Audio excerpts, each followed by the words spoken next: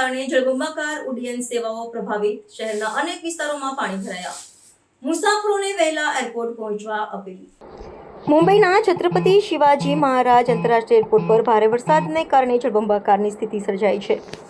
શહેર અને તેના ઉપનગરોમાં રાતોરાત પડેલા 100 મિલીમીટરથી વધુ વરસાદને કારણે આ સ્થિતિ ઊભી થઈ છે। ભારે વરસાદને કારણે એરપોર્ટ પરની ઉડ્ડયન સેવાઓ પ્રભાવિત થઈ છે અને કેટલીક એરલાઇન્સે મુસાફરો માટે ચેતવણી પણ જાહેર કરી છે। વરસાદને કારણે શહેરના અનેક વિસ્તારોમાં પાણી ભરાયા છે। અંધેરી, સબવે જેવા મુખ્ય માર્ગો પર પણ પાણી ભરાયા છે, જેનાથી એરપોર્ટ સુધી પહોંચવા માટે મુસાફરોને મુશ્કેલી પડી રહી છે।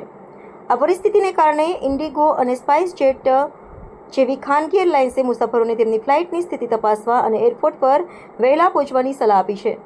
ભારતીય હવામાન વિભાગે IMD કોંકણ અને મધ્ય મહારાષ્ટ્રના આસપાસના વિસ્તારોમાં 15થી 20 ઓગસ્ટ દરમિયાન ભારેથી અતિભારે વરસાદની આગાહી કરી છે। મુંબઈ અને થાણે માટે નારંગી ચેતવણી, ઓરેન્જ એલર્ટ પણ જાહેર કરવામાં આવી છે।